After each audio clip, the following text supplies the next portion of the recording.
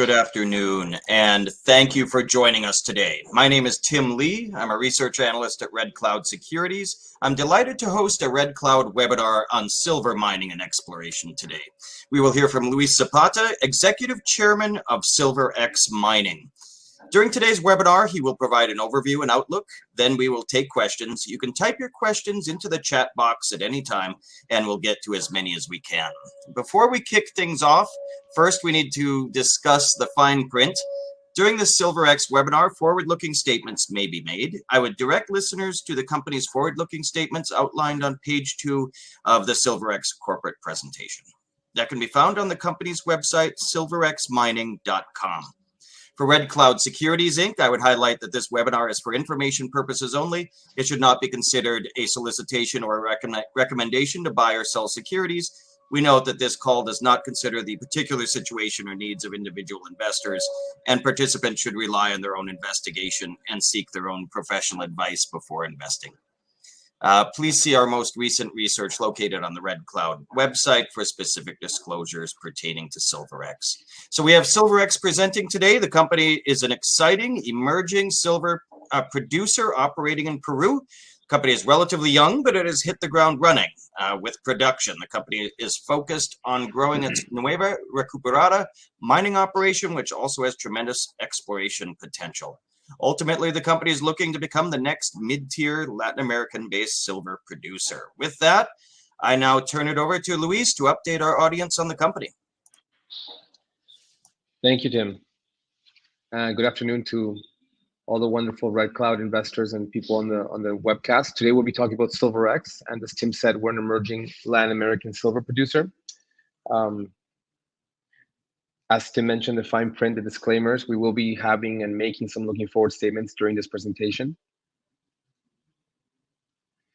So SilverX was set up because a few years ago, our partners, including Jose Maria, Paul Matisic, and myself, we all thought, why isn't there first majestic mining in Peru? You know, Peru is a country full of mid-tier mining opportunities, especially in the silver space, and no one has ever really gone around consolidating them.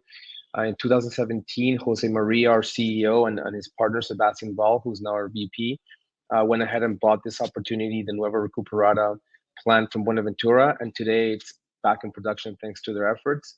We went public in middle last year and raised $14 million, and now we're setting about and executing our vision of really building South America's next big silver miner.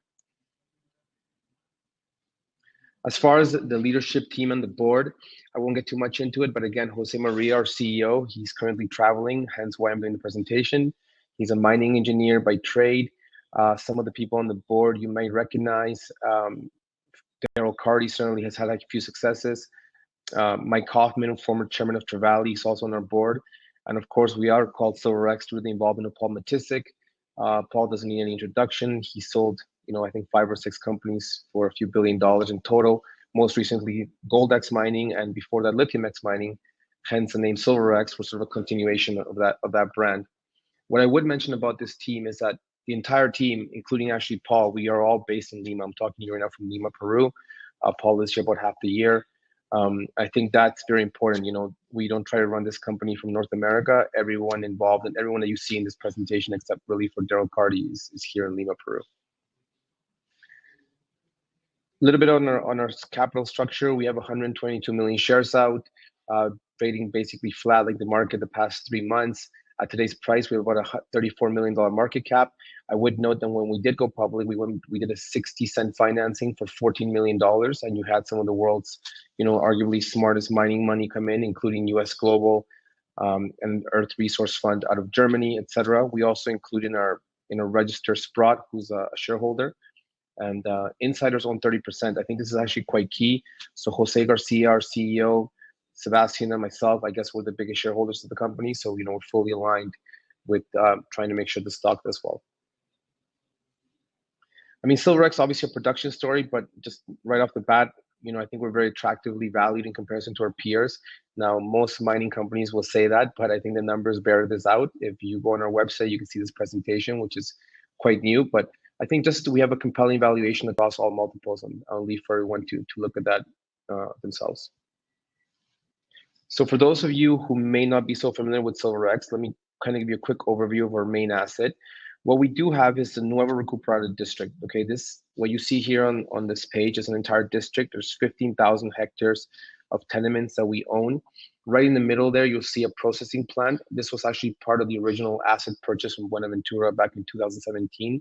That plant today is operating. We just finished an increase in capacity from 600 to 720 tons per day.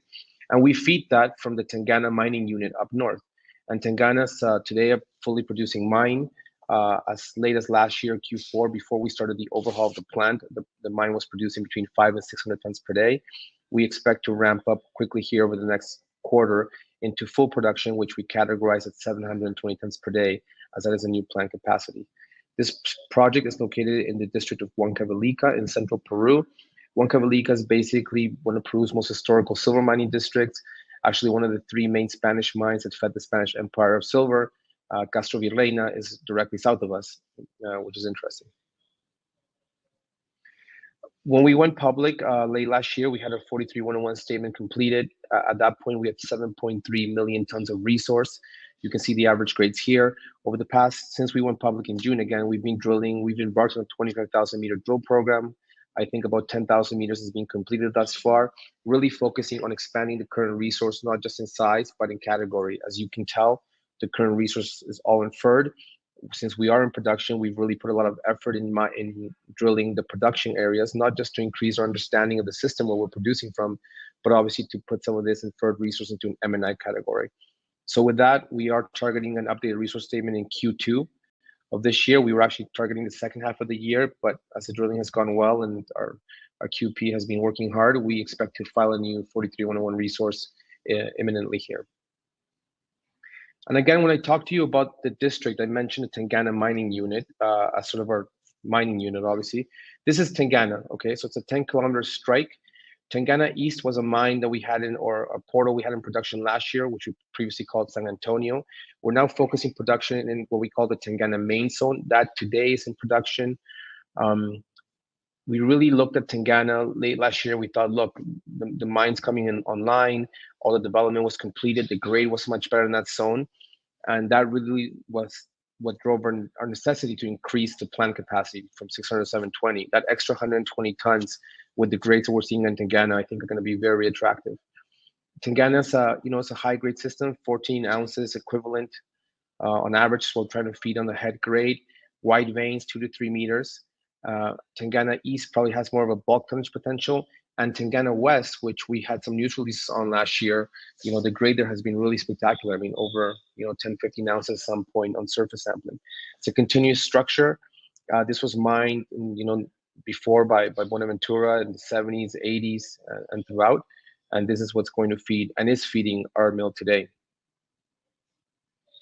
This is just a cross-section of the main Tangana zone. Again, if we looked at that Tangana zone, 10 kilometers of strike, and we focus in the middle, this is our mine today.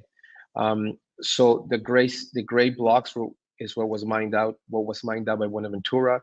In blue here, you can see the 2 ramps on the right side of the picture. Those are 2 ramps that we completed this year, basically to start mining these sort of high-grade blocks. And the dots below that are where we've been drilling. Now you can see there's sort of 4 ore chutes from the left to right. We find the grade is getting better as we go higher in the system.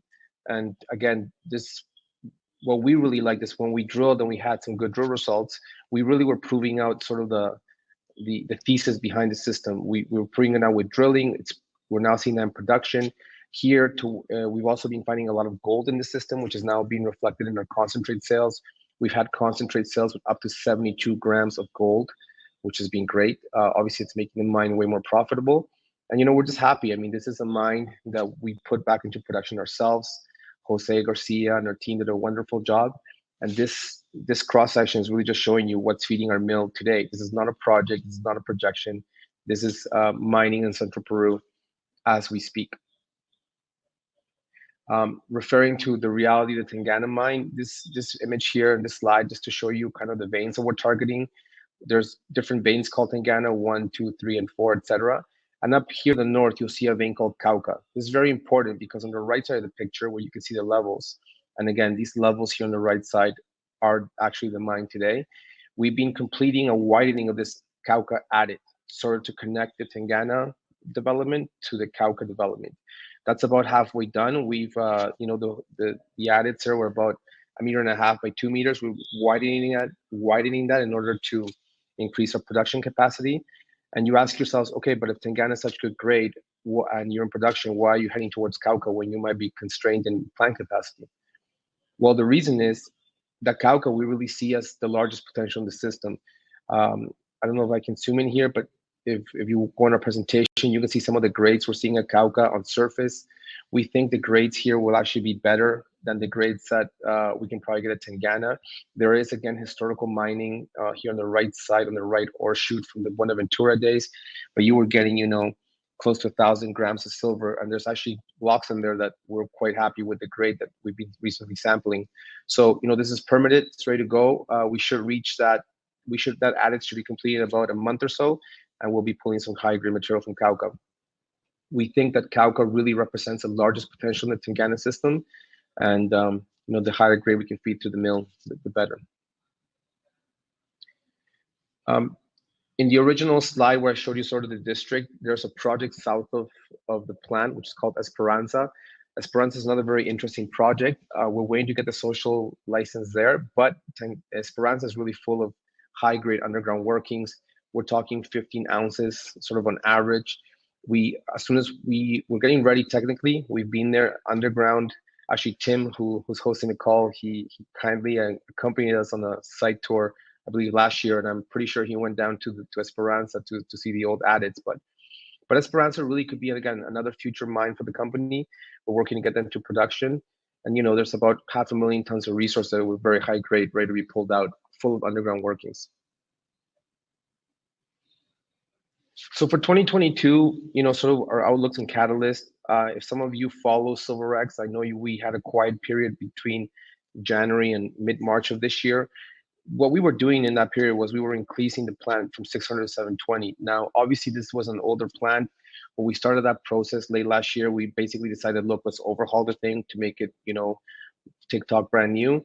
That took us probably longer than we expected, but imminently we should be announcing that upgrade is completed.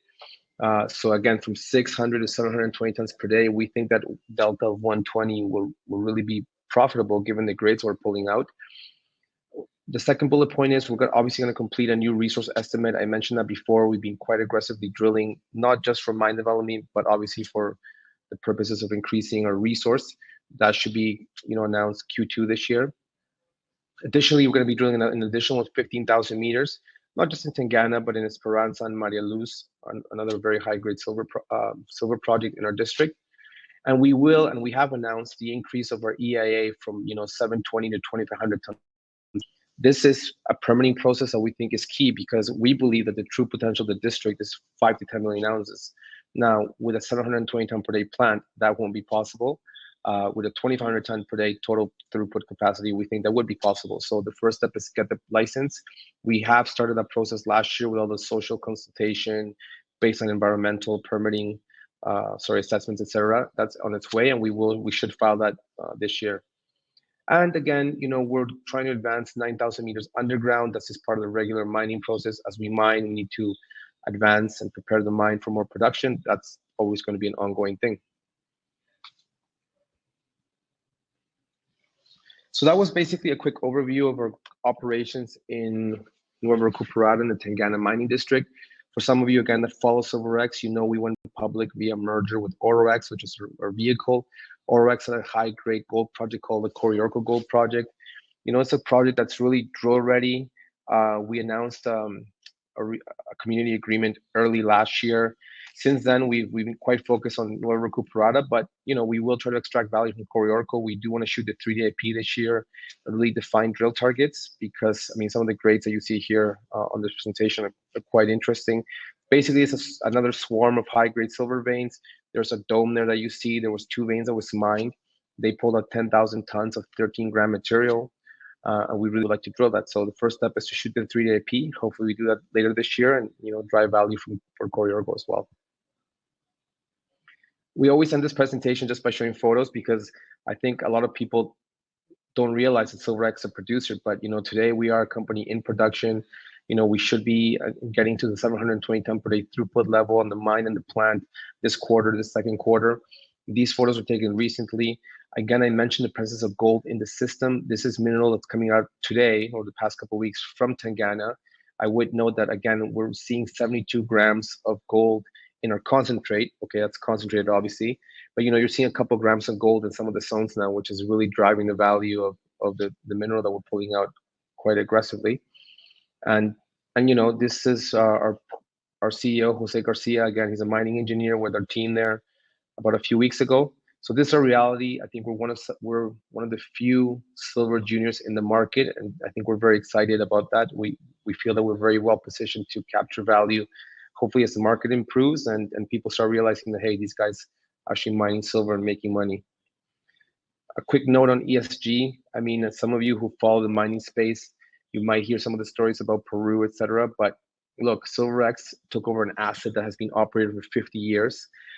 We are good stewards of the community. I think we have 40 local businesses that have been engaged to provide us with everything from transport to clothing and food, etc. So, we spent last year 2.6 million locally in the community, creating 156 new jobs. I think the town of Huachicolpa really respects us in the company, and we always want to create value for tomorrow in order to leave a positive legacy. Finally, on our two-strength growth strategy, look, anyone that followed the company originally, OroX, that we did 3 deals in 12 months to go from basically a shell to a producing asset, a producing company. We are following 2 strands of growth here. Number one, we have the organic growth. So that's, grow our production, grow our cash flow, add Nueva Recuperada. We think we have a great asset. But on the right side, you'll see we're very M&A driven. Again, Jose and the team are traveling right now. Since we went public, we've been looking at other opportunities. We're not here to sort of grow a single asset producer. We would like to be a multi-asset producer. I think we have the team, not just with Jose and Paul Matisic, Daryl Cardi, and myself, but I think we have the know-how to operate assets in the region, and we're certainly looking at that as we speak. So with that, I thank you all for your time. I'm happy to take any questions, and feel free to contact us on the information there whenever you want. Great. Thank you very much, Luis, for a very informative presentation. We'll now start the Q&A portion of the webinar. A reminder to everyone on the line that you can type your questions into the chat box at any time. We already do have a few questions, kind of following up on comments about Peru. One question here, there are currently some protests in Peru. Are the protests affecting your business in any way? For example, supply chains? Yeah, for sure. There is protests in Peru at the moment. I mean, our president is quite inept, and I can say that as a Peruvian. But no, I mean, we're in central Peru, we're in Huancavelica, so it doesn't really affect us. It hasn't affected us thus far. As I mentioned on the ESG slide, we employ, directly or indirectly, a couple hundred people locally in the community. We really try to engage the community as far as providing basic services that they can give us. And this is a mining town. I mean, Tim, this town was built on the back of this mine. So everyone realizes that mining is important, and I think we have a great relationship with our stakeholders. And how is the company's relationship overall with the Peruvian mining industry? Can you give one or more examples that show you have a good relationship overall kind of within the country? Yeah, for sure. I mean, Peru has 3 categories of mining, so small scale, medium scale, and large scale. We're actually already categorized as a mid-scale miner in Peru. So we have certainly, a very high level of oversight from the government. We've never had any sort of penalties from the regulatory agencies, any major penalties. We've never been forced to stop working. I think we have a great track record of operational success, and really having a great relationship with all the stakeholders, including the government. Great. And then, obviously, you had mentioned the president of the country, a newly elected president last year, and there have been a few things that have come out, some mines that were ordered to be kind of wound down or different things, but some of that may be resolved differently. But it appears, I guess, a little bit of a comment, but a little bit of a question for follow-up, that it appears that where you are in the country and your operations are all permitted and everything is able to operate normally. Yeah, I mean, look, I think the president doesn't control Congress, right? So, fortunately, he doesn't control Congress. His party only has, I think, 30 or 40 Congress people out of 130. So there's basically been gridlock at the decision level of the executive, right? And there's always a sort of an ongoing, I don't want to say fight, but I guess conflict between the executive branch and the legislative branch. So the legislative branch, I think, is more conservative, more run by sort of right-wing parties, and the government is where it is.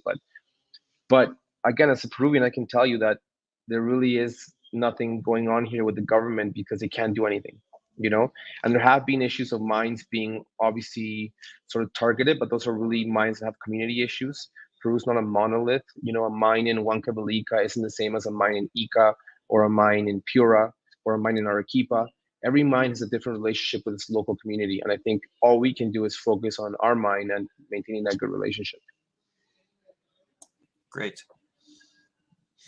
And returning to kind of questions about operations, obviously you're in the process of ramping up here to 720 tons per day. One question here, can you provide an estimate of monthly revenue to be generated from the mine once the plant is working at 720 tons per day at kind of current metals prices? Yeah, sure. I mean, I think internally our model, we're looking to do between 1.7 and 2.3 million ounces, you know, on a 12-month basis. That's sort of the model that we had. You're looking at a cost of about $10 to $14. I don't want to give a specific number, but let's say that's sort of the range we'd be looking at all in. As far as the monthly revenues, I mean, we're aiming to do about 2.5 to 3 million US a month. I think that would be sort of the monthly revenues you'd be looking at there. Obviously, the grade that we're seeing on an equivalent basis, given the gold that we're seeing now, might bump those numbers a bit, but they're certainly helping us, I think, to meet those targets. Great. And kind of looking at the gold side of things, how does that work metallurgically within the process? Is it fairly, do you get high payabilities and all of that, or how does it work with the concentrates and things that you're shipping now? Yeah, for sure. So we ship two concentrates, a lead concentrate and a zinc concentrate. Obviously, the lead concentrate has silver and gold in it. You're seeing about a gram of free gold in some of the zones now. So it floats quite well, and we're getting high payability on it. So it's been great. It's actually, we had a shipment last week that had 72 grams on the shipment of concentrate. So that was quite good. Great. I really bumped up the concentrate value. And you know, that's actually very interesting because there has never been gold seen in this zone of Huancavelica, right? So I think we might have found something inadvertently by going more west in the system. I don't know if you remember the original image about the Tangana system, 10 kilometers. As we go farther west, we're seeing more gold, and it's been a great development for the company. Great. And another question along similar lines, obviously commodities prices overall have been pretty strong. The zinc price has really been soaring, now close to $2 a pound. About what fraction, do you know what fraction of your revenues come from zinc? Yeah, for sure, about 30%. So it's been great. I mean, the zinc prices have been quite strong, as we all know. I think we're, you know, with the gold and the silver, we're trying to be about over 50% in precious metals. I think that's a target for this year, but definitely the zinc component has been quite strong. Great. And a couple of different kind of questions. Well, one question returning kind of a little bit to the community relations, and you had touched on this on one of the slides, but other than employing people locally and buying basic goods locally, are you doing other activities for social advancement in the community? For example, educational resources, healthcare, and so on. 100%. We sponsor local schools. We sponsor local healthcare. Local workshops. We help people that have non-mining activities with, you know, maybe they're farming or if they have livestock. We help with that. So it's really a 360 approach, right? And actually, internally in Peru, we have a motto which is sustainable development through mining, right? We think mining can be a driver of sustainable development. I think that's something that's going to help us when we want to operate in other jurisdictions, have to show that track record. But it's something that, you know, our CEO, Jose Garcia, myself, and the board quite strongly believes in. Great. And a little different question here, looking at overall the strategy of the company and plans. Will you continue to have rounds of funding or financing as you acquire other assets, or will you plan to be self-funding at this point? Look, I think definitely if there was an accretive acquisition that required financing, I think our shareholders would be happy to do that. We have very supportive shareholders, and we've always said, I think throughout our existence, is that we want to grow aggressively. We think growing organically it's being done. I mean, we're growing the mine, growing the plant, but we want to grow aggressively. So we see a good opportunity there that requires some financing to acquire. We definitely have to do that, I think, or look at doing that. Great. And you had mentioned Coriorco. What exploration plans do you have for that project this year? Yeah, for sure. Look, given the focus on growing our mining opportunities at Tangana, we really had Coriorco on the back burner, but now I think 3D IP is something we want to get shot and just drill the project, right? It's a drill-ready project. I think the 3D IP is going to show you sort of the extent of the veins past the dome, because there's some younger geology maybe covering the veins towards the northeast. We want to shoot the 3D IP, sort of see the extent of the potential mineralization, pick some good heat spots, and put some drills in there. Great. And I guess returning here to operations, what challenges are you encountering in ramping up production? Do you have challenges in accessing ore or challenges in upgrading the plant? No, accessing ore has been really good. I mean, last year we finished the year at 500-600 tons, which was our capacity back then. At that point, we said, look, let's go on the plant upgrade. Unfortunately, when you upgrade an older plant, like probably when you upgrade an older car, you find things that you didn't know were there. So we just took the time to really sort of do an overhaul, I would say. We rebuilt the bases of the mills, the crushers. We increased the capacity, put in a new mill, repaired everything. And that plant is basically going to be hopefully somewhat brand new now. And that will be ready now. So I think that was the main challenge we faced, Tim. I think that's why we were sort of quiet in the market between January and March. But now we just put out drill results that I touched on why we're drilling and where we're drilling. And I think soon we're going to be putting out the plant upgrade and the ramp up to hopefully full commercial production. Great. And then the company had announced in the past longer term plans to increase production further to sort of 2,400, 2,500 tons per day. Are there any updates on the permitting process to further ramp up production?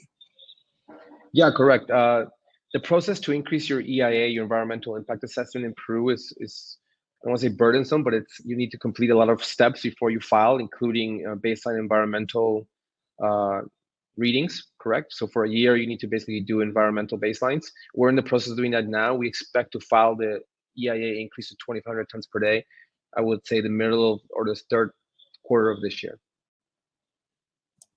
Great.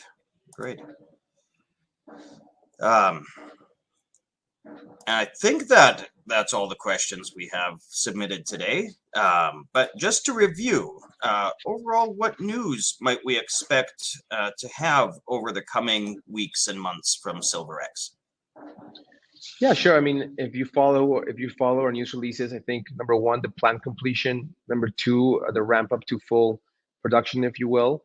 You're going to see definitely more exploration results come out from the drilling in Tangana. Hopefully some news on Coriorco. And of course, we're a very M&A driven team. We're actively looking at things. I think that's what I can say on that. But if you look at the track record of our team, not just myself, but Paul, and etc., people know that we're an acquisitive group, and I think we're actively looking for things there. Great. And I guess we did have one follow-up question here submitted. Obviously, global supply chain issues have been in the news. Are you seeing any supply chain issues or transportation issues affecting your upgrades or operationally that might hold you back? Yeah, no, not yet. I mean, for sure, I think the mining industry as a whole will see some challenges, especially in the transport side. But luckily, our traders take care of transporting the stuff on containers to wherever it gets processed for refining. But right now, no, we haven't seen any challenges. The roads in Peru are basically clean again. There was some protest in the roads by the truckers. The price of fuel, which is a global issue, has increased. Their price of fuel, and there was some protests around that 2 days ago. The government decreased the selective tax on fuel, so it brought down the price of gas by a couple soles a liter, which has been great. And with that, I think the transport issues in Peru will be stable again. Great. All right, great. Well, thank you again, Luis, for the presentation today on SilverX, and thank you everyone out there for tuning in and for your interest and for your questions today. Just a reminder that Red Cloud Securities will be back tomorrow afternoon when our webinar series continues with Luminex Resources presenting Thursday, April 7th at 2 p.m. Eastern Time. Have a great rest of your day. Thank you, Tim.